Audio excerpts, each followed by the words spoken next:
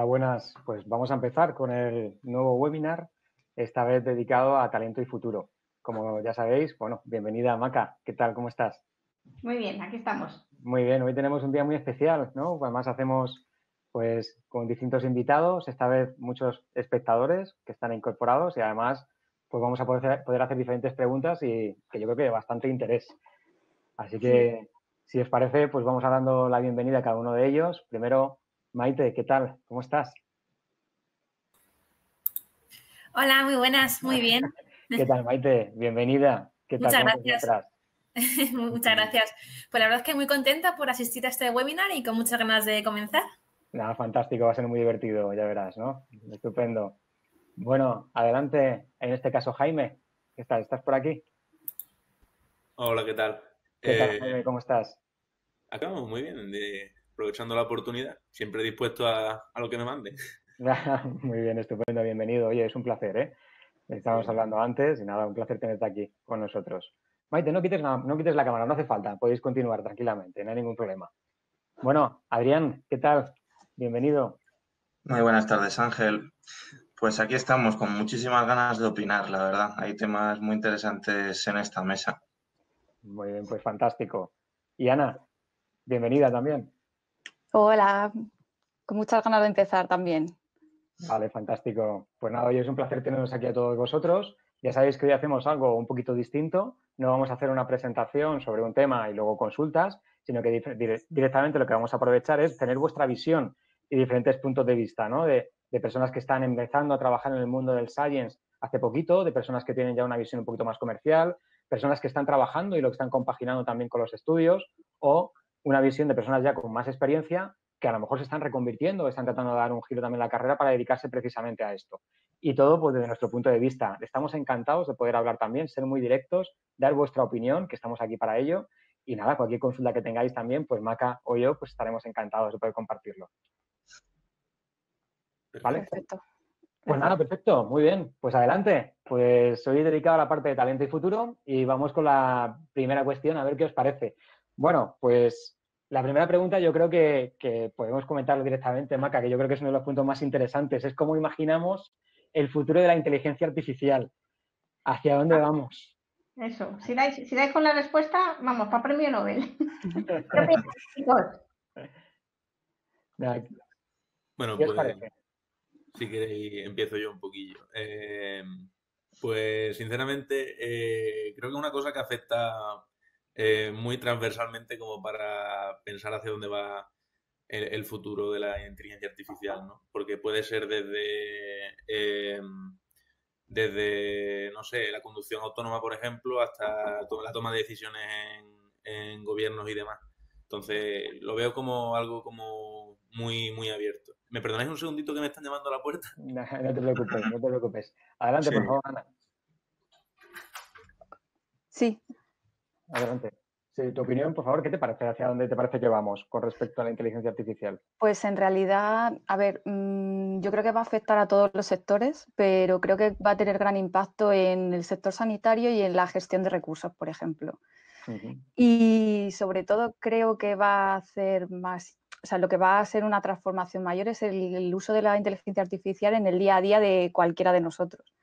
He estado en algunas conferencias y la verdad que estoy muy de acuerdo en, por ejemplo, el tema de la nevera inteligente, la nevera que te hace la compra, por ejemplo. Entonces, yo creo que vamos hacia eso, a hacerlo como más común la inteligencia artificial. Ese es el camino.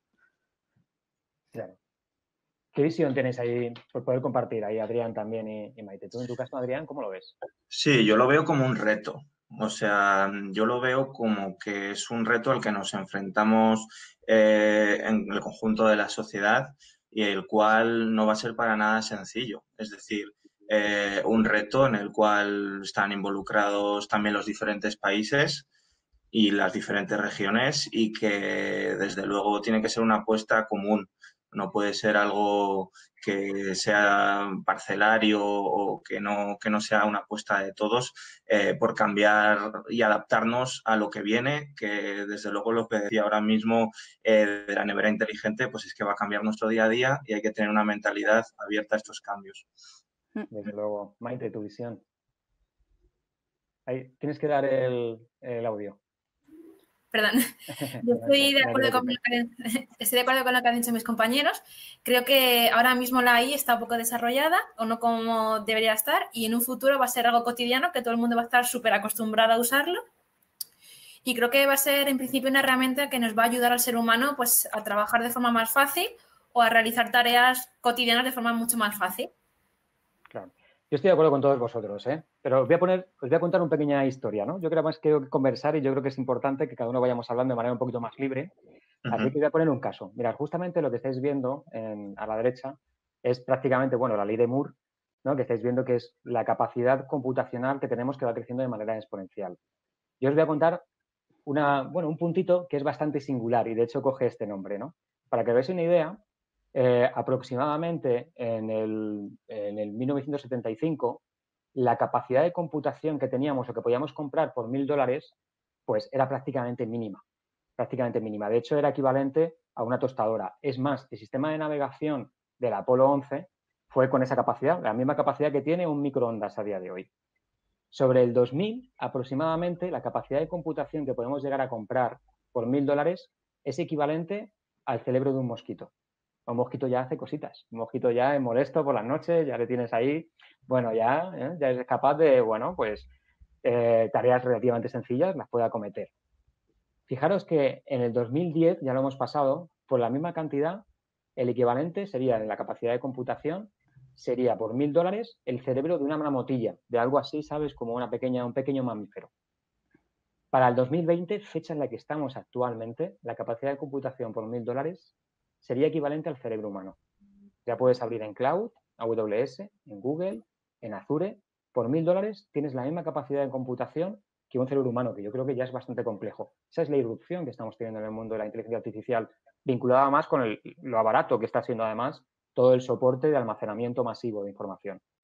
Pero fijaros este punto de singularidad, ¿no? El que decimos, ¿no? Que para el 2050, por $1.000 seremos capaces de comprar el equivalente a la capacidad de computación de todos los cerebros humanos.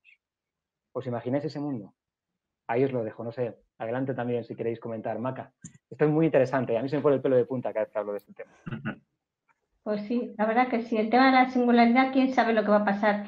Yo ahora últimamente lo que digo también es que esta curva está empezando a tener frenos. O sea, la curva tiene un crecimiento que se va acelerando, pero es verdad que ahora hay parones que se dan pues por temas éticos, parones que se dan por temas de normativa, parones que se dan por el tema de sanitario, pero sí que, desde luego, aunque sea con parones, la cosa va para arriba. Claro, desde luego. Yo, por añadir algo respecto a lo que ha dicho Ángel y Adrián un poco, creo que a lo mejor la capacidad de computación crece más rápido que la capacidad de adaptación que podemos tener el ser humano respecto Por eso están los frenos que ha dicho Maca. A nivel de organización, sobre todo, porque creo que además durante tiempos anteriores se han creado organizaciones muy rígidas, estructuras muy rígidas que ahora cuesta mucho romper o flexibilizar en muy poco tiempo. Exacto. Sí, de hecho, por eso yo hablaba de que era un reto para los países y un reto de la civilización, porque muchas veces cuando se habla de protección de datos y el uso del dato, estamos viendo que los frenos vienen precisamente por una cuestión de ideas, ¿no? O de derecho, que la tecnología se desarrolla, pero la sociedad también tiene un peso. ¿Y cómo piensan las personas en esa sociedad? Sí, yo también estoy de acuerdo con mis compañeros y creo que la parte ética también tiene mucho que ver en ese freno, ¿no? Que decimos. Sí, habría que crear un marco ético común y para movernos un poco y que hubiese ese crecimiento en ese sentido. Claro, estamos hablando de un cambio cultural prácticamente, ¿no? Una transformación que es a nivel social y muchas veces ya sabéis que los cambios tecnológicos llegan primero, después llegan las aplicaciones de negocio, posteriormente ya llega el tema de regulatorio, ¿no? Va a tardar en diferentes ciclos, ¿no? Pero bueno, evidentemente a pesar de estos frenos tenemos una velocidad, pero sí yo coincido también con Maca en este caso, de que estamos teniendo en ciertos puntos, sobre todo regulatorios, pues algunos puntos que sí están suponiendo un freno que yo creo que también nos ayudan a acomodar las mentes y cada uno de nosotros a estas nuevas tecnologías, ¿no? Fundamentalmente cuando los usamos aquí, sobre todo en la telefonía móvil, ¿no? La cantidad de aplicaciones y la cantidad de información que estamos dando y recibiendo en cada momento. Bueno, muy interesante, ¿no? Además, vuestros comentarios. Pero, siguiente cuestión que quiero haceros. Oye, pero ¿no os parece que esto de la inteligencia artificial, yo siempre que lo hablo y lo hablo con mi entorno y yo me dedico a esto, siempre me dan una visión, pues, precisamente de que aún prevalece algo muy de ciencia ficción, ¿no? Se habla, ¿os acordáis de este caso de las dos máquinas de Google de inteligencia artificial, de Facebook en este caso, que empezaron a hablar y cambiaron el lenguaje entre ellos, se adaptaron y finalmente las apagaron, ¿no? O el caso de Skynet, ¿no? Que todavía se habla, ¿no? Hay de temas de Terminator, como que la NASA está creando algún tipo de sistema de este estilo. Aquí tenemos a Hall, ¿no? De 2001, Odisea del espacio en medio. ¿Pensáis que esta es la visión que tenemos o realmente estamos entendiendo para qué se puede aplicar la inteligencia artificial? ¿Qué pensáis? Yo estoy de acuerdo. De hecho, creo que tenemos que hacer también un poco autocrítica a las personas que estamos dentro de este sector, porque muchas veces ciertas palabras que utilizamos mucho, como inteligencia artificial o revolución digital o transformación digital, se han convertido en un lugar común y se han vaciado de significado.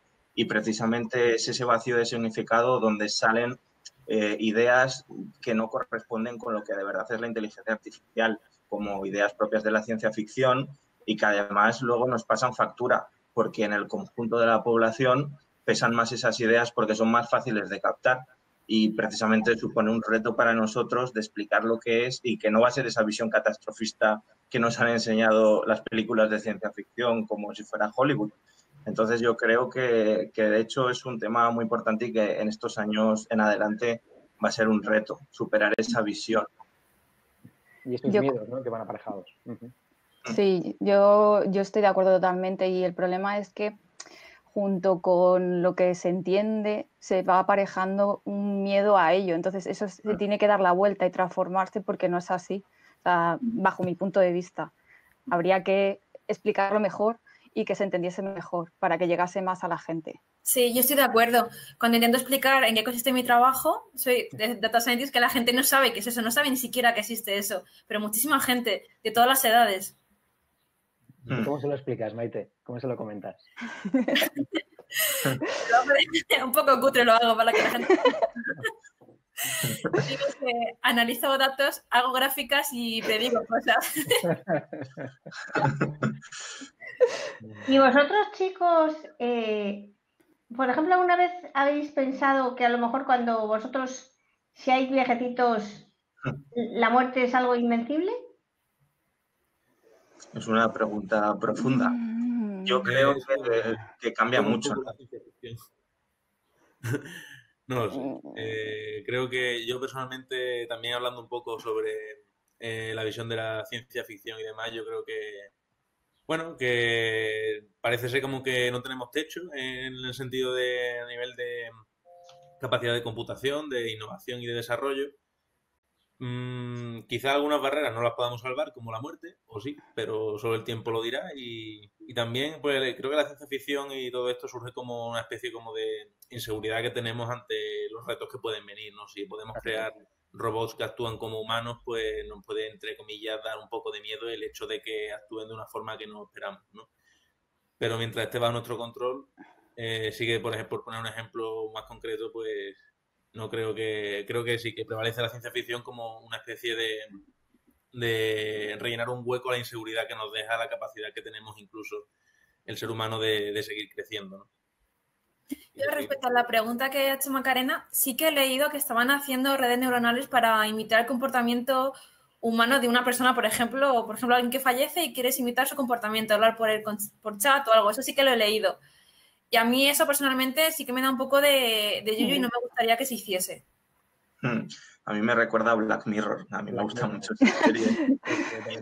Pero esa serie da yuyu. Sí, exactamente esto. Pero a mí, o sea, yo creo que no nos tiene que asustar. Es que la evolución va hacia allí. O sea, la cuestión es que la mente también se adapte a esa evolución y que hay que ser disruptivos siempre. No es una cuestión... O sea, yo creo que no tenemos que tener ninguna barrera moral a ese respecto, por muy duro que se suponga decirlo. Pero yo creo que ya no es moral, es por la ética de cada país o la forma de ver las cosas que tengas culturalmente. Tú o, por ejemplo, alguien que viva en otro país tiene otra forma de ver culturalmente eso. Entonces, yo creo que depende mucho de la cultura y la ética de cada país para poder responder a esa pregunta, yo creo, más. Incluso puede ser una decisión completamente individualizada en función de... También. Sí, es un tema muy interesante la pregunta de Maca porque además, ¿sabes? Ahí no lo habíamos comentado que ibas a hacer esta consulta, pero a mí me llama mucho la atención porque cada día se va separando más, se van uniendo más las barreras entre lo biológico y la parte más hardware. Y es curioso como estamos tratando, y lo vemos sobre todo con los sistemas de cognitive, vemos que la interacción entre los sistemas computacionales y las personas cada vez están mucho más parejo. Podemos hablar con ellos, podemos empezar a interactuar, pueden empezar a leer y empatizar nuestros mensajes, y también se está buscando la manera de almacenar información contenida, como puede ser información biológica a través de diferentes proyectos e iniciativas, incluso memorizar, ¿sabes? Poder memorizar recuerdos que tengamos, ¿no? Que al fin y al cabo, pensar que la computación no es más que unos y ceros, la biología no es más que 4 variables, que así es como la biología habla realmente en el ADN, ¿no? Es guanina, citosina, ¿no? Etcétera, ¿no? Y tenemos ahí pues estas 4 variables, o la quinta también incorporada, que en el fondo pues es el mismo lenguaje. Yo creo que es muy interesante este paradigma y se está trabajando para superarlo. ¿Sabes? Se está trabajando en esa línea, en juntar lo biológico con la parte computacional. Y eso es un paradigma que va a cambiar nuestra manera de entender las cosas, obviamente.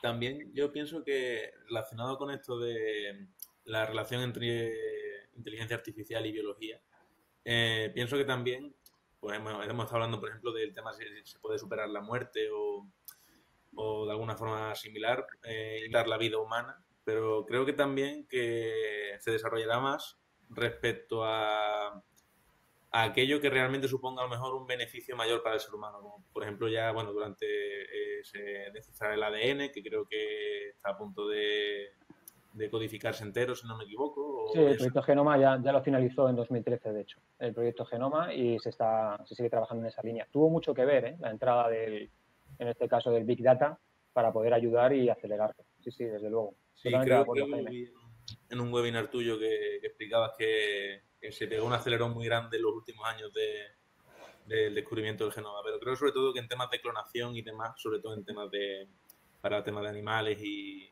el sector alimentario, creo que es donde más puede dirigirse la inteligencia artificial, más que a lo mejor para un tema, diría escatológico casi, pero como superar la muerte. Pero no lo sé tampoco. Sí, de hecho la biotecnología, la tecnología aplicada a procesos biológicos, yo creo que es un siguiente paso y que va a ser muy interesante. Claro. Sí, muy interesante, ¿no? Esta pregunta además, ¿no? Y que va en relación precisamente a si esta visión de ciencia ficción y el mundo real cada día van un poquito más parejo. A veces pues bueno, pensemos en la visión que podía tener Julio Verne antes de, bueno, pues de escribir sus libros y luego cómo se ha ido cumpliendo. Y también como muchas veces, y yo es algo que es una reflexión que siempre hago, que solemos sobredimensionar las capacidades de las tecnologías a corto plazo y las infravaloramos a largo plazo. Es decir, ¿no? Que pensamos que una nueva tecnología va a cambiar el mundo muy, muy cortito, ¿sabes? Y lo pensamos de manera inmediata y luego en más progresivo. Y luego muchas veces realmente el cambio a largo plazo, ¿quién se iba a imaginar que las redes sociales iban a cambiar nuestra manera de relacionarnos? ¿No? Y mira, ahí está. O el tema de mobile, por ejemplo, ¿no? Cómo ha cambiado también, ¿no? Y bueno, el producto o la línea es muy, muy superior. No sé, hasta respecto, Maca, ¿qué te parece? Esta reflexión muy interesante, desde luego. Sí, la verdad es que no se sabe mucho de esto que va a pasar, pero sí que es verdad que donde antes esto era algo inadmisible, pues ahora es planteable. También es verdad que el hardware se va a meter en el ser humano cada vez más.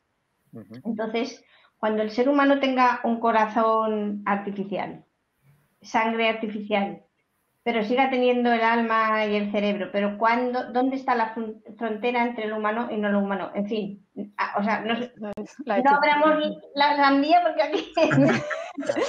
Sí. Es que... Sí, es un tema filosófico hasta el punto de que pueda cambiar la relación espacio-tiempo que tenemos los seres humanos. Eso va a ser inminente, además. Sí, es bastante curioso. A mí un tema que me preocupa mucho, y hablando precisamente, es al llevarlo a la realidad, está claro que la inteligencia artificial está aquí y muchas empresas ya la utilizan y mejoran mucho la performance, ¿no? Y la capacidad de obtener beneficios. También a nivel personal, muchas personas que apliquen este tipo de tecnologías, evidentemente van a tener más capacidades para tener mejor acceso a puestos de trabajo, mejor acceso también, o yo qué sé, se me planteo pues a la hora de enriquecerse, ¿no? O gestionar sus ahorros. Y me preocupa que a lo mejor las diferencias sociales se extiendan entre aquellas personas que son capaces de aplicar este tipo de tecnologías y aquellas que son un poquito más lagar y que no lo apliquen, ¿no? Va a pasar igual entre países, ¿no? O sea, las diferencias van a ser multiplicadoras. No sé si tienes alguna visión al respecto de esto, ¿no? ¿La inteligencia artificial va a mejorar o va a reducir las diferencias entre personas o va a ampliar estas brechas que existen, ¿no? Estas brechas sociales? Pues mira, perdón. Sí, no. Adelante, adelante. Pues yo pienso que brechas ya las hay. Por ejemplo, los países que invierten más en I+D están en la cúspide. Pues lo mismo va a pasar con la inteligencia artificial. Quien más invierta en I+D en este campo, pues va a estar de los primeros. Y quien no, pues de los últimos. Sí, yo estoy de acuerdo con Maite. Lo que pasa que también la forma en la que se maneje cada país y que invierta en formación y en que llegue a más empresas o más personas para que se pueda manejar la inteligencia artificial puede disminuir esas diferencias. O sea, también por ahí podemos mirar. Sí, y que desde luego, bueno, de hecho con el coronavirus se ha evidenciado un poco más al movernos todos a un mundo digital de manera forzosa, también se ha visto esas diferencias entre diferentes regiones del mundo, como decía yo al principio, pues porque precisamente no todos estamos preparados para ese cambio digital. Y yo creo que ha sido, por desgracia, ha ocurrido todo esto, pero también nos ha demostrado que si vamos hacia, es lo que se habla tanto de transformación digital, tiene que ser poniendo la infraestructura para dar ese paso, no solo hablando, sino poniendo los medios. Ahí tenemos un poco la lectura doble, porque por una parte efectivamente está esa brecha, pero por otra parte está todo lo que ya se hace en abierto. Y antes alguien hacía algo y se lo quedaba para él y no lo compartía con nadie y eso hacía una diferenciación, pero ahora sin embargo también te sucede el fenómeno contrario, que es que alguien desarrolla una cosa en un rincón del mundo, lo deja en abierto y todos lo tenemos. Fijaros ahora todo el tema de tratamiento de imágenes, de lenguaje natural. Si no tuviéramos todo lo que nos han regalado, no podríamos hacer casi nada. Desde luego. Esa doble vertiente. Plataformas como GitHub, que también ayudan muchísimo en este aspecto, obviamente, ¿sabes? Y que, bueno, evidentemente todas las licencias en abierto, ¿no? Y de desarrollos en abierto pues, potencian, obviamente. Sí, eso es una doble visión. Sí, eso escribía yo en mi trabajo de fin de grado sobre las diferencias y los beneficios y las desventajas del código libre y código abierto respecto del privativo y sí que es verdad que muchas veces desarrolladores, empresas y demás pueden rehuir de utilizar el código abierto, el código libre, porque piensan que no hay un beneficio económico detrás cuando realmente sí puede haberlo. No tienes que, digamos, vender licencias o vender el uso para recibir un beneficio económico, ¿no? Quizá si cambia esa visión también puede ser que se construya la tecnología mucho más rápido o con mucha más ayuda o con una base mucho más amplia, como decía Macarena. Continuando, hay un poquito, pues ya vamos a poner aquí, voy a bajar por aquí, para que se lea bien la pregunta. Bueno, ¿pensáis que supone un riesgo la parte de inteligencia artificial para el empleo? ¿Pensáis que a días de hoy deberíamos preocuparnos por ello? Vemos diferentes noticias, como estamos viendo, ¿no? De que, bueno, el mundo está preocupado, ¿no? Con la cantidad de puestos que pone en peligro, ¿no? La automatización también supone, según incluso, pues bueno, se comenta que puede suponer un riesgo para el empleo actual. Algunos CEOs hablan de que, bueno, pues incluso se considera, el 68% de ellos consideran que toda esta parte de robotics va a suponer un descenso en el 70% de los empleos actuales. Es una revolución que ya hemos vivido. Ya vivimos en la primera revolución industrial, la cantidad de personas que se dedicaban, cerca de un 50% de las personas se dedicaban al sector agrario y, sin embargo, la llegada de la primera revolución industrial, pues mira, ahora a día de hoy está en 1,5% o un 2%, dependiendo del país. ¿Nos dirigimos a esta misma trayectoria? ¿Sabes? Sabemos muchos empleos que tenemos a día de hoy pueden desaparecer. ¿Qué opináis? Pues Ángel, mira, yo sí que estoy de acuerdo con eso. Creo que muchos empleos van a desaparecer con el desarrollo de la AI, como por ejemplo teleoperadoras, puede ser conductores de taxi, conductores, etcétera. Pero creo que se van a generar muchísimos empleos, incluso que algunos ni siquiera sabemos que se van a generar porque no tenemos ni idea de lo que va a pasar. Sí. Por favor, Ana, adelante. Sí, que yo estoy totalmente de acuerdo con Maite. Además, yo creo que es un tema de que todos los cambios conllevan un miedo. Entonces, ese miedo se transforma en una sensación de riesgo. Pero realmente lo que estamos viviendo es es un cambio, es una transformación. Entonces esa transformación va a generar también nuevas oportunidades y nuevos puestos de trabajo. Claro, que eso por ejemplo, estáis proponiendo, pues evidentemente, si hay coches que ya son autónomos, evidentemente, pues sectores, pues empresas como puede ser Uber, ¿no? U otras, pueden lanzarse en este aspecto, pero a lo mejor serán otro tipo de servicios, ¿no? Nos encontramos un coche sin volante y en ese momento podéis ir acompañado de tu profesor de inglés, por ejemplo, ¿no? Estáis proponiendo este tipo, ¿no? de acciones, ¿no? Por un lado se pierde un puesto, pero se genera otro, ¿no? De mayor valor. Sí. Sí, yo creo que analizándolo en el plano macro, pasa eso. No consiste en una destrucción de empleo, consiste en un cambio en el mercado laboral. En empleos que antes existían, pues ahora no, y ahora existen nuevos empleos. Al igual que antes existían conductores, pues ahora tendrán que existir gente que tenga un mantenimiento del robot, el sistema de inteligencia artificial que dirija un vehículo, por ejemplo. Cosas así. En el plano más micro entiendo que puede asustar porque es verdad que hay gente cuyos empleos pueden desaparecer. Por ejemplo, hace unos años creo que salió una noticia que Amazon había sacado su primer supermercado que no tenía personal, más que el personal que preparaba los alimentos cocinados. Pues hombre, pues puede asustar porque, ostras, ¿cuánta gente trabaja en Mercadona de cajeros, reponedores, etcétera, etcétera? Pues puede asustar en el plano más micro, pero es verdad que ese empleo que se destruye normalmente suele ser un empleo de un bajo valor añadido, o con poca economía de escala.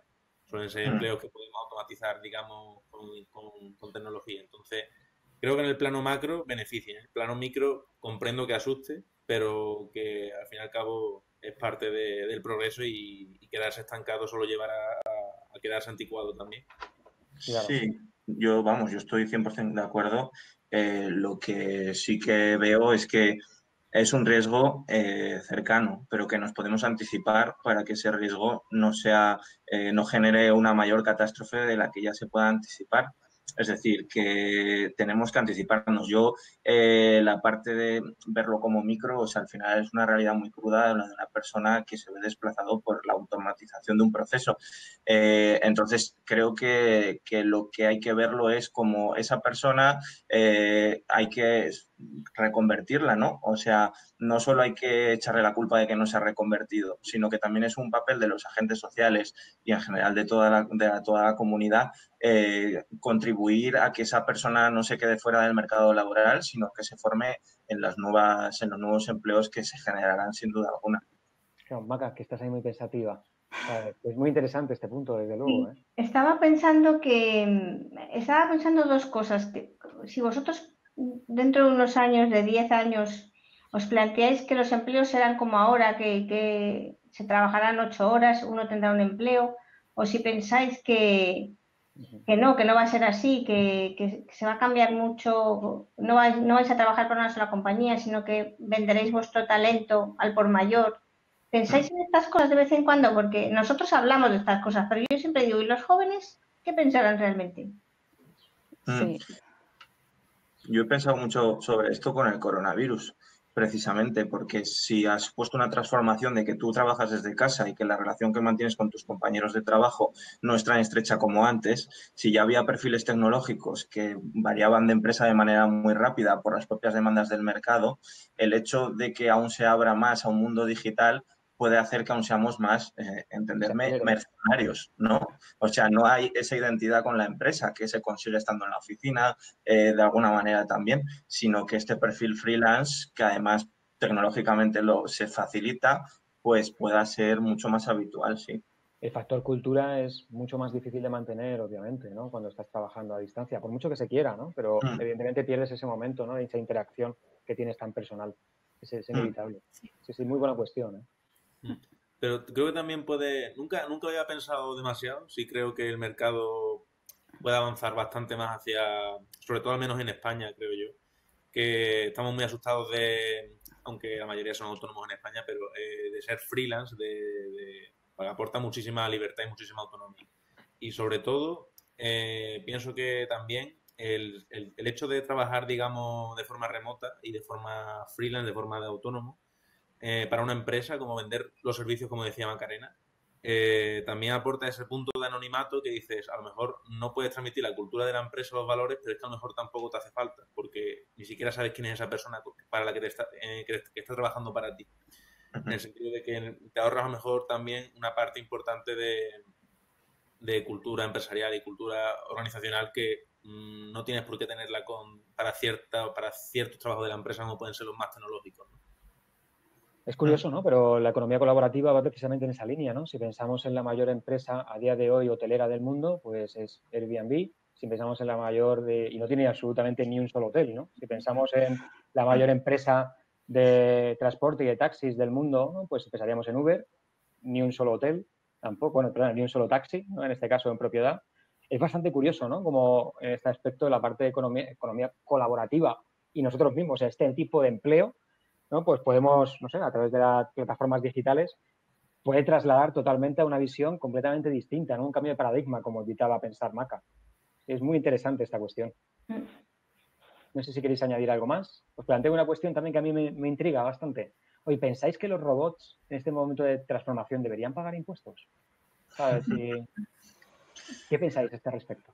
O sea, es una gran cuestión, ¿eh? Porque además legislativamente se está planteando, ¿no? Si las grandes empresas lo utilizan y van automatizando y evidentemente se dejan de pagar impuestos por los empleados si tienen menos empleados, ¿deberían los robots y los sistemas de automatización, las empresas, pagar por ellos?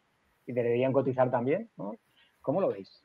Yo más que pagar por los robots que tengan, es por los beneficios que tenga la empresa, ¿no? Según los beneficios deberían pagar más o menos de impuestos, mi opinión. Sí, la verdad es que es una pregunta muy, muy interesante. La verdad que hace pensar mucho, ¿no?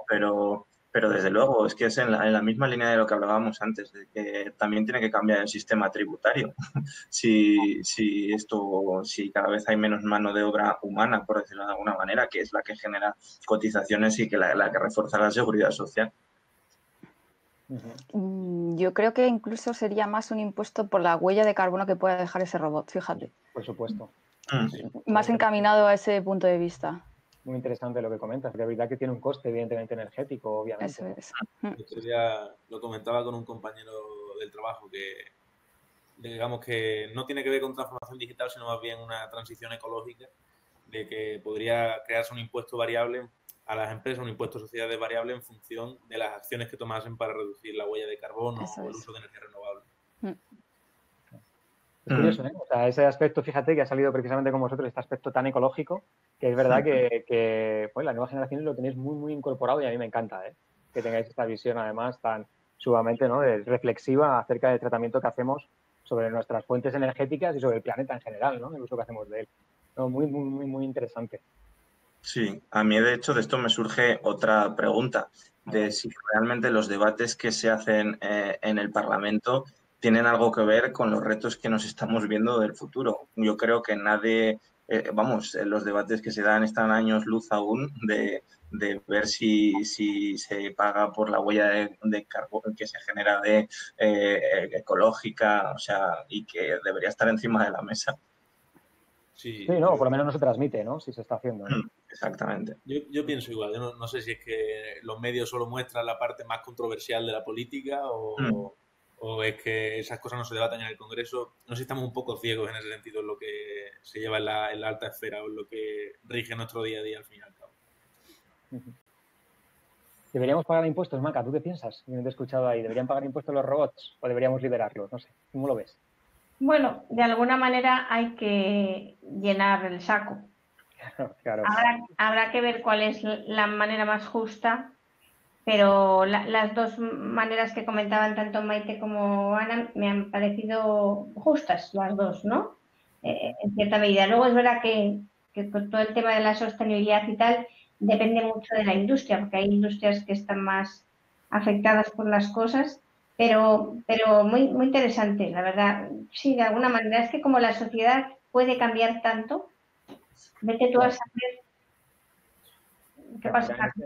Tenemos ahora mismo, Esteban Pardo nos estaba comentando que si conocíamos el mercado de emisiones de CO2, en este caso, entiendo que estaba comentando, y va en línea también con lo que precisamente estábamos diciendo, ¿no? Es verdad que el mercado de emisiones a día de hoy se paga a través de países, ¿no? Por la cantidad de emisiones que puede emitir cada país, ¿no? Y es cierto que, bueno, pues es una manera de regular este aspecto, ¿no? De que países que tienen una huella de carbono menor, pues puedan recibir, pues, incentivos por parte de países que tienen una huella mayor y bueno, pues como la están superando, pues puedan utilizar parte, ¿no?, de lo que se excede, ¿no?, o parte de eso que se excede, pues de lo que le sobra a otro país.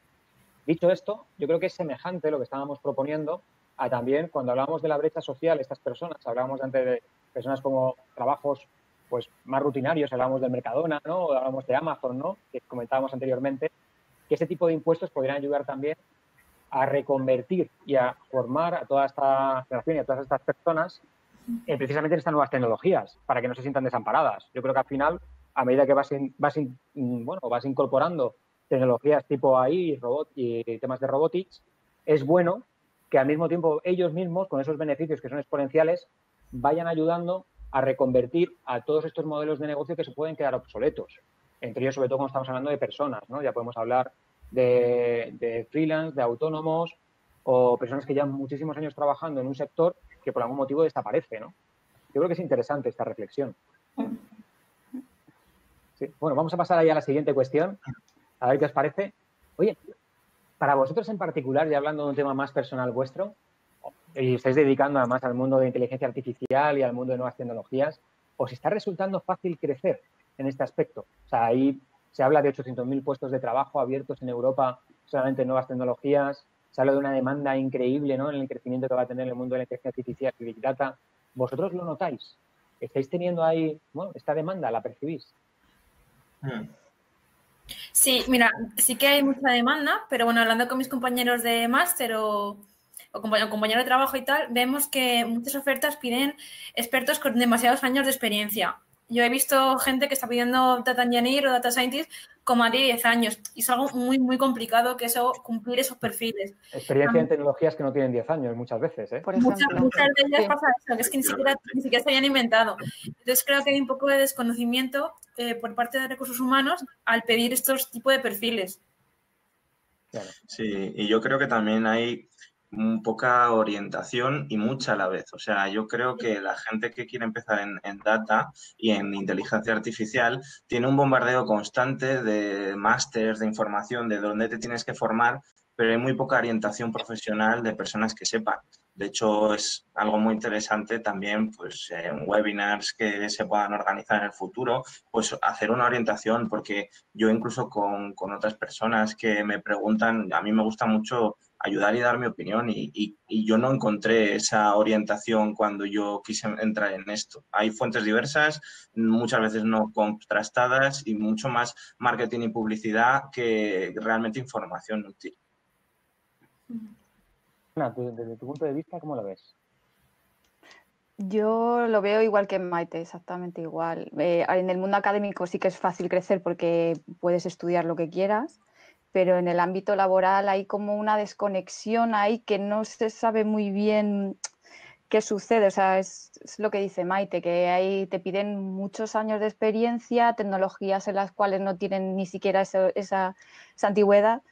Y también estoy de acuerdo en el que una orientación en las acreditaciones o en las tecnologías orientadas a cada campo nos vendría muy bien para saber un poco también cómo dirigirnos, porque es tan amplio todo que no sabes muy bien al final pues qué acreditaciones, o sea, qué tecnologías tienes que estudiar, qué no... En el mercado Perdona, también. certificaciones, sí. Sí, claro que sí. Yo creo que sería un buen webinar, ¿verdad? ¿Verdad, Maca? Sí. Dedicado exclusivamente a las certificaciones más top del mercado o la mayor demanda, ¿no?, que podemos tener a día de hoy. Me lo he apuntado, sí. Desde mi punto de vista, que estoy al otro lado, quizás, no sé, quizás se requiera también a veces madurez, ¿no? O sea, es verdad que no todo es el conocimiento técnico. A veces también, muchas veces las empresas buscamos gente que tenga la experiencia y el conocimiento técnico, pero también que sepa tratar con clientes, que sepa trabajar en equipo, que sepa liderar equipos y eso sabes que te lo dan los años de experiencia. Entonces, a lo mejor vosotros tenéis ese... Me siento extrañada que tengáis esa sensación de que casi todos los puestos que se demandan son con ese nivel de experiencia. Voy a dar una vuelta por ahí a ver qué veo. Sí, desde luego. Sí es verdad que para nosotros, que muchas veces vamos al mercado, nos cuesta muchísimo encontrar talento. Nos cuesta muchísimo, de verdad. Y luego, además, el mercado, que es un mercado creciente, con la cantidad de puestos que tenemos, sí es cierto que a veces solicitan cosas demasiado específicas. Yo creo que, como bien decía Maca, muchas veces es muy difícil compaginar el conocimiento tecnológico, que a veces es muy específico, con esas virtudes y esos soft skills, esas habilidades de comunicación, capacidad de aprender cosas nuevas. Pensar que la tecnología os va a pasar por encima. Ahora mismo lo que más de moda está, y lo estamos viviendo, pues en los entornos clouds, el mundo Databricks, el mundo de Google, el mundo de AWS, lo tenemos ahí, ¿no? Que está muy pujante, ¿no? Como certificaciones de Data Engineer en este aspecto, pero que posiblemente dentro de 3, 4 años estas certificaciones ya habrán pasado y se requerirán otras nuevas, ¿no? Posiblemente siga, pero bueno, seguirás necesitando ese lenguaje de programación, como puede ser, por ejemplo, Python o R, esa base, pero necesitarás nuevos skills, nuevas habilidades. Una pregunta que os quiero trasladar, chicos. ¿Vosotros tenéis en la cabeza que vais a estudiar ya de aquí al día que os muráis? Sí, lo tenemos. Bueno, orientación, sí. Sí, totalmente. Pero no tiene por qué ser un castigo, ¿eh? Puede ser... No, se disfruta en el camino. Eso es. Como los médicos antiguamente. Un médico sabía que era una profesión para estudiar toda la vida. Ahora los data scientists, data engineers, lo mismo. Igual. Correcto. Sirve para las empresas. Se habla de transformación digital y esto ya no es comienzo y ya acabo y ya me he transformado. Ahora ya es un continuo. Igual para nosotros, ¿no? Igual para nuestra carrera profesional. Ya no es hago un máster o hago un curso o hago una certificación y ya está. Ya no, me sirve para una temporada en ese trabajo, pero dentro de 3, 4, 5 años va a ser necesario que siga evolucionando, ¿no? Obviamente, ¿no? Entonces, yo por eso pienso que una buena forma, al menos como yo lo veo, es una buena forma de crecer en todo esto es acercarse de la mano de profesionales como vosotros y ver por dónde se mueve el mundo. Los que trabajan mano a mano con esto día a día es los que más saben del tema. Luego puedes buscar, como decía Adrián, que hay una súper cantidad de información bestial de másteres, de carreras, de blogs y bueno, ya no sabes quién te vende humo y quién te dice la verdad, salvo si te acercas a fuentes contrastadas. Yo creo que es la mejor manera. Que respecto a lo que ha comentado mi compañero, bueno, yo por lo menos lo que hice antes de iniciar cualquier máster o cualquier formación, yo sí que recomiendo por vía LinkedIn o vía como queráis, poneros en contacto con gente que haya hecho esa formación y que os cuente su experiencia. Esa es la mejor forma de saber si se están vendiendo humo o si no. Sí. Yo hice eso. Yo, para poderme introducir en este mundillo, fue así. Había gente del sector que empecé a preguntarles y por recomendación pura y dura de la gente un poco para que me orientase por dónde tenía que tirar, qué era la formación buena, si valía, si no valía, etc. En tu caso, Ana, que estás ahora mismo haciendo una formación explícitamente para dedicarte, ¿no? Y te estás reconvirtiendo, ¿no? Hacia el mundo del dato. En este caso, ¿cómo lo gestionan? ¿Cómo lo ves? ¿Cómo es tu entorno? ¿Tus antiguos compañeros? ¿Cómo lo están viendo? ¿En qué proceso estás? ¿Qué percepción tienes? Pues bueno, la gente de mi alrededor realmente no entiende muy bien lo que estoy haciendo, pero porque todavía no ha calado bien, no se entiende muy bien realmente lo que es lo que estaba comentando Maite cuando explicaba, pero ¿tú qué haces? Pues es igual. Y la verdad que está siendo, para mí ha sido un proceso muy bonito y me gusta mucho lo que estoy haciendo y cada día que aprendo me gusta más. Pero el entorno mío, pues eso, no llega a comprenderlo bien, no saben muy bien ese cambio. Y yo digo, pues es que lo tenemos aquí encima, si es que al final todo va a ir enfocado por ese camino. Entonces, eso es en el punto en el que estoy. Y la verdad que estoy muy feliz de haber tomado esta decisión y haber tomado y seguir por el camino del data science y del mundo del dato. Claro, yo os animo a dos cosas, ¿eh? Os animo, y ahí yo creo que en ese Maca también tu opinión me interesa mucho, pero son muy interesantes, sobre todo desde el punto de vista de cliente y desde el punto de vista de consultora también, los perfiles que tienen ya expertise de negocio y que luego tienen y cogen este bagaje, ¿sabes? Tecnológico. Súper interesante que tengan ese conocimiento, porque el conocimiento de negocio se adquiere sobre todo con el tiempo, con los años. Entonces necesitas esa experiencia. Y el conocimiento tecnológico muchas veces, con una buena introducción, con un buen pozo, lo puedes adquirir de una manera, bueno, depende de qué tecnología concretamente, pero puede ser relativamente rápido. En un año, 2 años, incluso en 6 meses, puedes aprender a hacer cosas ya en ciertas herramientas, ¿no? Que muchas ayudan. No sé, Maca, tu visión en este aspecto, ¿cómo lo ves? Sí, es muy importante. Lo que pasa que, bueno, como lo veo perfectamente hoy. es verdad que como cada vez vamos a delegar más en las máquinas, esto es así, o sea, es un hecho, ¿no? Eso también va a afectar a esto. O sea, mira, por ejemplo, antes, hace unos años, y vosotros todavía seguramente os sentís así, si tú no entendías lo que estaba haciendo un algoritmo, o sea, no te cabía en la cabeza. O sea, tú tenías que entender y eras tú el que dabas el ok. Pero ahora, por ejemplo, en todas las plataformas cloud, una plataforma cloud, la parte de Machine Learning se puede manejar sin saber mucho. Y esto es así, nos guste a nosotros, los más antiguos, o no nos guste. Y esto a mí me indica que también en este sentido va a cambiar la forma en la que cuánto prima el analytics versus el negocio. ¿Sabes? Todo, cuando Internet of Things sea una realidad, todo va a cambiar mucho. Sí, desde luego, es una invitación para que perfiles de negocio a través de estos sistemas cloud puedan coger gran parte de ese expertise de manera más sencilla, con modelos de AutoML y este tipo de procesos que van en esa dirección. Y también al revés, ¿no? También para lo que son puramente tecnológicos, pues puede tener un beneficio o puede empeorar su situación, ¿no? Es curioso, ¿no? Cómo el mercado va a fluctuar, ¿no? Dependiendo de las tecnologías. Sí, es cierto esa reflexión. Sí, sí. Bueno, yo voy a continuar siguiendo en este hilo, ¿sabes? Voy a continuar con la siguiente cuestión. Es, oye, ¿cómo estáis desarrollando vuestro talento? ¿Cómo lo hacéis? ¿Consideráis que estáis teniendo oportunidades en el mercado a día de hoy? Pues dedicando tiempo después de tu jornada laboral. Quiero decir, esto es una responsabilidad individual más que otra cosa. En tu empresa te desarrollas y te dan formación, pero tú tienes que dedicar tiempo luego a orientar tu aprendizaje si quieres desarrollarte. Creo que es autoexigencia, sobre todo. Yo estoy de acuerdo, pero aparte, bueno, la parte positiva que tengo de estar en una startup es que hay muchos proyectos y tienes que hacerlos tú solo y cada proyecto es distinto. Entonces sí que es verdad que en el trabajo también aprendes muchísimo y luego efectivamente, como dice mi compañero, por las tardes tengo que hacer cursos, estudiar. Sí. Yo estoy de acuerdo totalmente con Maite. Tienes que seguir formándote y así poder desarrollar y experimentar y luego aplicar todo lo que has aprendido, aplicarlo a tu día a día para poder, en los proyectos, para poder seguir tú creciendo más también. Chicos, es como una rueda. Una pregunta que os hago, volviendo un poco para atrás, pero que me interesa mucho. A vosotros, por ejemplo, si una asociación como iNetwork os ofreciera tener mentores, mentores de gente experta que os acompañara de vez en cuando en vuestro viaje, ¿cómo sonaría esto?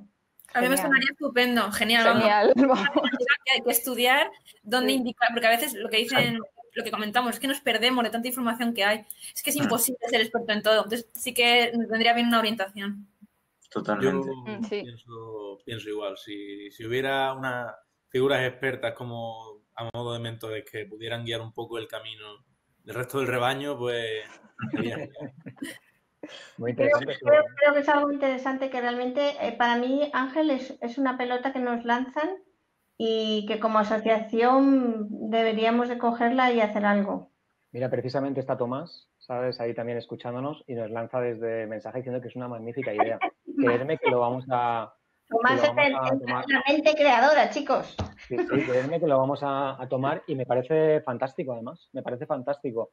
De hecho, lanzamos que muchas veces hay muchas iniciativas, y tanto ya puede ser de iNetwork como otras instituciones, que si nos esforzamos en democratizar el acceso al mundo del dato y la inteligencia artificial, pero sobre todo pensar que muchas veces no tenemos esa visibilidad, ¿no? De las cosas que hacemos, ¿no? Por ejemplo, en el caso de iNetwork, pues ayudó a formar a 1000 programadores en el mundo de Python hace nada, cuando empezó el tema del COVID. Y quizás pudiera tener un gran efecto precisamente hacer este tipo de cosas también. Proporcionar mentores para que en el momento, pues ya sea en grupo o a través de llamadas, pues yo estaría encantado, la verdad. Para mí es un lujo, porque además te permite mejorar tu red de contactos también, ¿no? Que muchas veces va en esta línea, ¿sabes? Sí, porque también a las empresas nos interesa mucho escucharos, chicos. Sí. Saber qué pensáis, qué visiones tenéis, qué cosas os interesan, nos interesa mucho.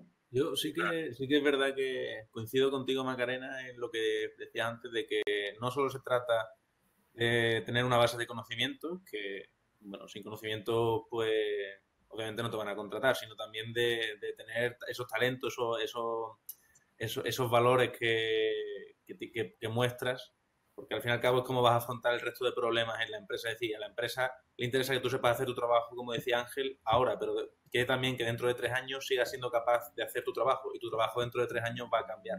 Entonces, tu capacidad de innovación, tu capacidad de aprendizaje, tu capacidad de autonomía y demás, creo que también, como decía Adrián, que marca un poco también la forma en la que nos desarrollamos y demás. Y es un poco también, creo, una preocupación que al menos yo y mis compañeros y yo tenemos un poco en plan, ¿qué quieren que sea? ¿Qué quieren que hagamos? ¿Sabes? Sí, es verdad, es así. Por eso vemos las ofertas que vemos tan... Sí. 10 años de experiencia. Estáis preguntando qué buscamos cuando hacemos una entrevista. ¿Queréis decir que yo os diga lo que yo busco cuando hago una entrevista? Que hacemos muchas, y quizás Maca también. Tienes unos skills habitualmente, pero ya os digo que yo siempre lo que busco y lo que pienso es si me imagino con esa persona trabajando en los próximos 10 años. ¿Sabes? Siempre pienso eso. Pienso, esta persona, joder, me levantaré dentro de 10 años y molará. Y muchas veces pienso, me gustaría que esta persona fuera mi jefe. Fijaros cómo, ¿sabes? Ese tipo de reflexiones muchas veces, ¿no? O sea, creerme que esos soft skills son esenciales. Evidentemente haces una prueba técnica porque luego entras en competencia, obviamente, ¿no? Y ves muchos candidatos. Pero uno de los puntos importantes que yo siempre me planteo es eso, ¿no? La actitud, la manera de responder, la manera de tal. Y luego ayudar también un poco a las personas, que hay personas que son más tímidas y transmiten, les cuesta un poquito más. Personas que son, bueno, pues que son más extrovertidas. Pero siempre te planteas esto, ¿no? Que luego la diferencia muchas veces suelen ser soft skills más que temas técnicos, que en una entrevista de media hora, temas técnicos no puedes profundizar mucho. Nosotros, por ejemplo, en mi caso, os cuento, nosotros la parte técnica la chequeamos. Yo os digo por qué. Yo con mi edad he visto que hay gente, sobre todo joven, que piensa que sabe más de lo que realmente sabe. A mí me pasa porque algunas veces, sobre todo hace años, ahora me pasa menos porque estoy menos en ese día a día, pero a lo mejor hacías una evaluación y tú pensabas, yo qué sé, pues le evaluabas a la persona con 3 y la persona se evaluaba con 5. Sí. Entonces, nosotros siempre hacemos una pequeña prueba técnica, pero os digo, dicho esto, que para mí es importante hacer la prueba técnica, para mí el valor por excelencia es la capacidad de trabajo, porque tú quieres que la gente que trabaja contigo se comprometa. Se comprometa en una aventura, el trabajo es una aventura. Y tienes gente apasionada, a lo mejor no tan apasionada como yo, porque yo nací apasionada, pero mínimamente apasionado, que te guste lo que haces, que sea honesta. Y si no queréis la parte técnica como tal, pero si vas a trabajar en Data Science, tienes que tener rigor.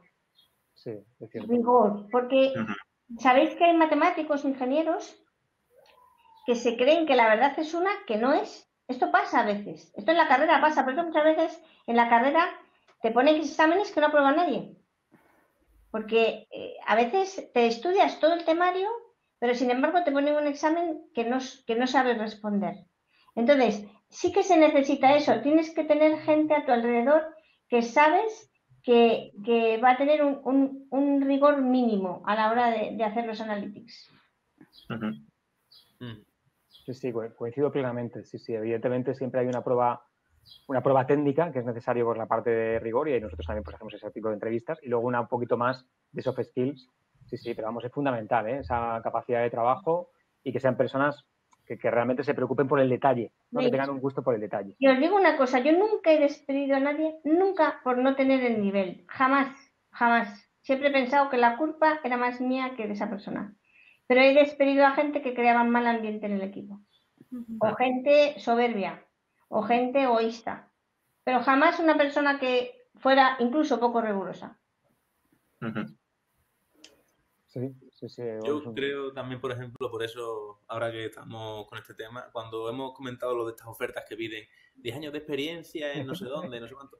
Hombre, hay perfiles cuando vas a dirigir una empresa, pues normal que te pidan una gran experiencia o un puesto alto directivo que te pidan muchos años de experiencia. Pero yo lo de los años de experiencia lo tomo como una referencia de que lo que quieren realmente de mí es que demuestre que soy capaz de tener resiliencia, de durante un tiempo aguantar en un trabajo duro y que requiere constancia, que hay que tener rigor, como decía Macarena, y que hay que estar ahí. Lo que creo que quieren más que demuestres el hecho de que tienes capacidad técnica, el hecho de que tienes ese valor de poder desarrollar tu trabajo con esos valores que se esperan de ese trabajo precisamente. Muy cierto lo dices. De hecho, yo creo que no hay que acobardarse por la descripción en una oferta del volumen de experiencia que pidan, sino si te ves en la capacidad de conocer esas tecnologías, también tienes la capacidad de resolverlo. No es tanto muchos años de experiencia quizá, sino el dominio de las mismas. Lo malo, aparte de los años de experiencia, es la cantidad de tecnologías que piden. Yo he visto ofertas por un data scientist que piden C++, Java y, bueno, cosas que no tienen nada que ver. Entonces, o sea, a mí, por ejemplo, sí que me causa inquietud, ¿no? Sí. Inseguridad. Tú tienes que ir a esta entrevista y tienes que explicarle por qué la entrevista está mal planteada. Ya. Sí. Es que buscan como alguien que haga todo y es que eso no es posible. Claro. Pero porque no saben bien lo que quieren tampoco, muchas veces. Mucho por conocimiento, yo creo, de... Exacto, También, incluso recursos humanos a veces le falta ese conocimiento técnico de cuando contrata a alguien de data o de inteligencia artificial que está contratando realmente. Incluso te puede asustar esas ofertas, como diciendo, si quieren tantas cosas, no saben lo que quieren, tampoco me saben si me quieren. Asusta. Puedes incluso huir de esa oferta. Sí. Totalmente.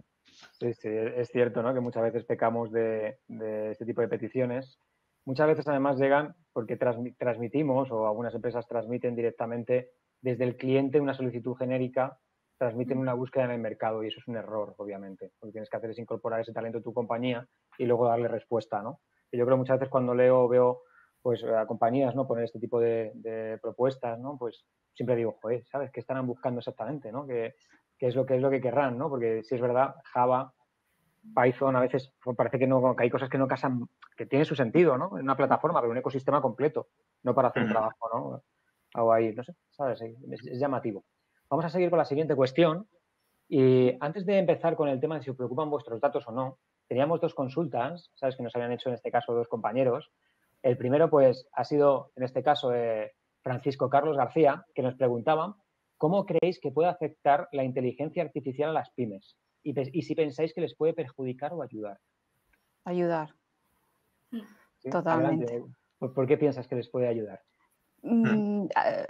A día de hoy yo creo que realmente muchas pymes no tienen ni departamento ni analizan sus propios datos. O sea que ya el simple paso de empezar a analizar datos y ver lo que tienen, eso les va a ayudar y van a poder orientar su oferta a los clientes que ellos, a su target, por así decirlo. Por ejemplo, estoy poniendo un ejemplo. Sí. Entonces, ya el paso de la inteligencia artificial todavía les va a ayudar mucho más. Estoy de acuerdo con Ana. Hay muchas pymes que, por ejemplo, pierden clientes y es que no saben por qué, ni cuánto ganan al año, o sea, cosas vitales que deberían de saber, es que no tienen ni idea. Y también, pues, muchos trabajos rutinarios que hacen una persona con ordenador, si lo automatiza, pues puede desarrollar ese tiempo, lo puede emplear en otras tareas más productivas. Sí, yo creo que sobre todo el miedo por parte de una pyme es a poder afrontar el coste de implantar una tecnología de automatización o de análisis de los datos. Y ahí precisamente es el motivo por el cual muchos no lo hacen, porque hacen una visión más cortoplacista. Entonces no se paran a analizar de lo que puede mejorar a medio o largo plazo y van solo a la necesidad inmediata. Pero aún así es una dificultad real por parte de una pyme adquirir un software o tener una herramienta que le permita hacer esto. O sea que también yo ahí me entiendo la pregunta porque el que está en una pyme le cuesta invertir mucho su dinero en una cosa sin saber bien cuál va a ser el resultado. Yo personalmente creo que puede ayudar y además en muchos ámbitos, ¿no? Así se me vienen algunos ejemplos concretos a la mente y recuerdo, por ejemplo, que me comentaba un amigo que trabaja para IESA, una empresa así, una consultora tecnológica, que tienen un producto que consiste en automatizar la contabilidad de las pymes, todo lo que es el tema de los tickets y para IVA y demás, que solucionaba, por ejemplo, el hecho de tener que tener ¿cómo se dice? Un contable, ¿sabes? Que te haga esa tarea, pues te la hacen ellos pagando mucho menos a lo mejor que lo que pagarías por una gestoría, ¿no? O, por ejemplo, también acudí a un webinar en el que iba la Chief Data Officer no me acuerdo cómo se llama el grupo de restauración, pero es la dueña de los restaurantes de la mafia se sienta a la mesa, que decían que ellos utilizaban los datos de sus clientes para mejorar su servicio y bueno, que daba fe de que realmente le funcionaba y a lo mejor pues, hombre, a lo mejor ya no es una pyme, la mafia se sienta a la mesa, pero quiero decir que a pequeña escala también se puede aplicar el uso del análisis de datos y demás para mejorar. En tu aspecto, Maca, ¿cómo lo ves? ¿Crees que es una ventaja para las pymes? Pues yo, fíjate, tengo un pensamiento enfrentado, porque por una parte dices, por ejemplo, pensemos en un bar. Pues tú a lo mejor dices, oye, mira, le puedes decir al del bar que se puede hacer una aplicación, que con esa aplicación pues puede contactar con sus clientes, pero finalmente dices, pero usted en el bar, ¿cuántos clientes tiene más o menos? Pues 30, pues casi que para 30 clientes es mejor que te tomen la cerveza con ellos y hablas de la familia con ellos. Entonces, la pyme tiene esa particularidad. La pyme es pyme y la característica de una pyme, salvo que sea una pyme tecnológica muy particular, las pymes tienen nosotros somos una pyme, la asociación es una pyme y no tenemos mucha inteligencia artificial todavía. Ángel la está metiendo, pero poco a poco vamos. Pero es un tema curioso, porque ya te digo que yo muchas veces me pongo en situación de pymes y también dices, no sé, a lo mejor no tiene tanto sentido. Sí que tiene sentido hacer sus prediccioncitas de ventas, estas cosas. Pero esto que te digo, que por ejemplo hacer una aplicación para hacer promociones, pues a lo mejor no sé hasta qué punto, precisamente lo que la pyme tiene, que la diferencia, una pyme como un bar, es ese trato humano, es el punto fuerte de la pyme, el tú a tú, quita la frialdad de la inteligencia artificial y pone el calor de la humanidad. Entonces, tampoco tenemos por qué poner IA en todo. Sino en los momentos concretos. Yo estoy de acuerdo contigo. Yo creo que la inteligencia artificial, sobre todo ahora, ha roto las barreras de entrada. Yo creo que puedes competir, como habíamos antes, con entornos cloud. Cualquier empresa puede competir con grandes bancos, con muy poquitos recursos, todo a través de software como servicio en entornos cloud. Eso es verdad. Y tienes a las fintechs que lo demuestran, ¿no? Tanto en este negocio como en otro. Pero la inteligencia artificial solo tiene sentido si son negocios que se quieren escalar, que quieren ser escalables. En un bar, por ejemplo, que es una pyme, no tiene pensado escalar de manera exponencial. Quizás no lo necesitas tanto, ¿no? No sé, yo creo que es más, está muy lejos además de su factor de negocio, de su core de negocio, ¿no?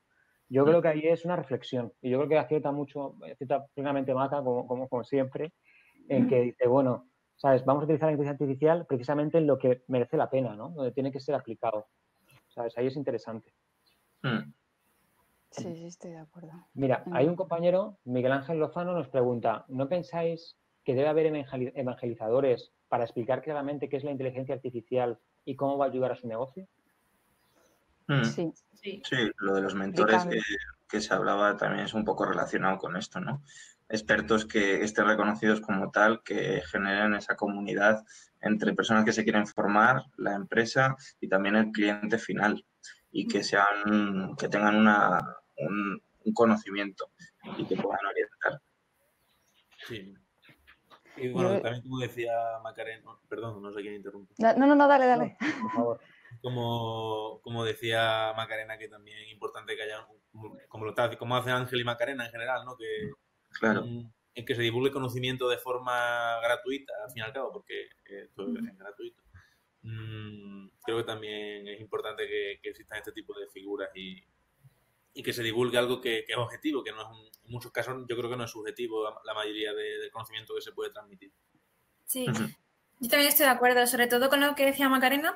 Sí que creo necesario que haya un experto que vaya al negocio, ¿no? A hablar con el jefe del negocio y le diga qué le beneficia y qué no. Porque, por ejemplo, una pyme, pues poner Amazon Web Service, pues por ejemplo, pues no sería al contrario. Entonces sí que creo que necesitamos este perfil que no sé si lo habrá, pero yo no lo he visto de momento. Sí, yo también estoy de acuerdo con mis compañeros, que se necesita un perfil de personas, técnicos o incluso del propio negocio que entiendan de inteligencia artificial y que expliquen a las pymes o a la pequeña empresa un poco cómo funciona y de qué se trata y si les vale para ellos. Sí, se suele hacer, y estoy convencido además, Maca, concretamente pues en Deloitte, ¿no? En mi caso también en Cabel, tenemos servicios de adopción y de cultura. Aparte, es verdad que no todas las empresas lo demandan y lo demandan lo último, pero es muy importante, ¿no? De estar presentes ayudando a adoptar la tecnología, porque no solamente es implantar, sino luego que se use, ¿no? Y que la gente entienda cuál es que sobre todo los clientes internos entiendan cuál es el uso apropiado que tienen que hacer de ello, ¿no? ¿Sabes? Sí, el data evangelist y el data translator también son esos perfiles del mundo data, ¿sabes? Que tienen tantos nombrecillos también muchas veces, pero que van apareciendo poco a poco. Yo la última pregunta que os iba a hacer, ¿sabes? Es esta, si os preocupa el uso de vuestros datos, y ahí para finalizar, ¿qué visión tenéis? ¿Os preocupa? ¿Cómo lo veis? Bueno, es un tema controvertido, yo creo, porque quiero decir, por un lado, uno que trabaja con datos piensa, es que los datos realmente me benefician y se pueden generar una inteligencia que además beneficie después el uso. Pero por otro lado, como usuario, ya no tanto desde el punto de vista profesional, sino como usuario, pues también te asusta el uso de la información que a veces no es del todo transparente. Pero vaya, yo creo que hay que romper ciertas barreras y hay que estar a favor de que se utilicen. Yo estoy con mi compañero. Una vez que, a ver, si mis datos los usan de forma adecuada, estoy totalmente tranquila. El problema ya viene cuando les dan otros usos a los que no te han informado o que tú no estás de acuerdo. Por ejemplo, con la aplicación del COVID, que hubo controversia, ¿no? De si usarla, si no. Pues yo sí estoy de acuerdo en que use mi móvil para saber dónde estoy, por si doy positivo, y avisar al resto de gente. Pero ¿quién te dice que esa información no la van a usar para otros fines? Que es que el ser humano es así. Entonces, bueno, un poquito de sí y no.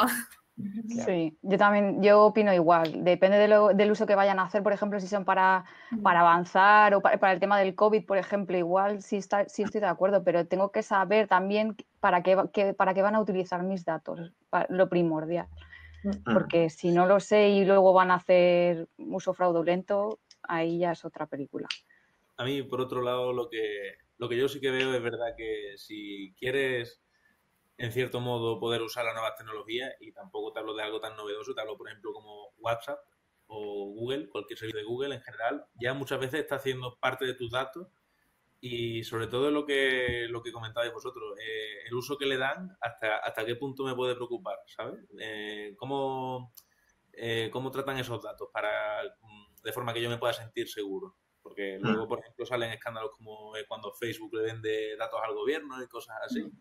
Y bueno, a mí no me preocupa tanto en el sentido de que tengo muy poco que ocultar. Mi cuenta del banco, y si me roban tampoco me van a robar gran cosa, ¿no? Pero bueno, ¿qué se puede llegar a hacer con mi información y cómo se les puede poner un límite a ese uso? Sí, yo de hecho, que de mi sector es la geolocalización, precisamente asusta mucho a la gente saber dónde estás ubicado. De hecho, se lanzó una encuesta por parte de Nuria Oliver, que es experta en inteligencia artificial, y si tú veías en Facebook, habían puesto un anuncio sponsorizado para que la gente lo rellenase, pues los comentarios de gente normal, quiero decir, gente que no tiene conocimiento de inteligencia artificial, bueno, o sea, te hace testear un poco cómo están las opiniones, ¿no? Y hay mucha gente que decía, no, seguro que entrego mis datos aquí, después me pueden espiar o está el gobierno detrás. Creo que hace falta aclarar muchas cosas y poner mucha claridad en eso. Sí, eso sí es verdad. Sí. Se necesita explicar para qué son, o sea, sobre todo que quede claro ese uso, para dónde se va a aplicar ese dato. Creo que es lo más importante. Sí, y además, una cosa que ahora que has dicho de la geolocalización que a mí me parece súper curioso es el nivel de conciencia con el que haces tu geolocalización, porque nos preocupa mucho el activar los datos y que ya sepan dónde estás, pero sin embargo subes una foto a una red social y pones, pues mira, he estado en el Algarve, y lo pones conscientemente. Eso es un tema que a mí me llama mucho la atención. O tu ruta de running por la tarde, que he estado por la ELIPA, y luego la gente, no, que van a saber si he rellenado la encuesta del COVID. Sí, hay doble moral, doble rasero también. Sí, yo creo que sí, que hay un punto en el que a veces se nos olvida y hay que evangelizar un poquito, que es, por ejemplo, con aplicaciones como la parte de Page App, ¿no? Y ese tipo de aplicaciones que evidentemente son gratuitas, o WhatsApp. Tenemos que tener claro como clientes, y es muy importante saberlo, que si una aplicación no nos está cobrando, ¿sabes? O no nos cobra una tarifa, evidentemente, por lo que es porque evidentemente el negocio eres tú, ¿sabes? Son tus datos. O sea, si para ti es gratis, es porque realmente están sacando dinero de lo que tú estás aportando ahí, ¿no? Es esa invitación. Tenemos que ser conscientes de ello, ¿no? Obviamente.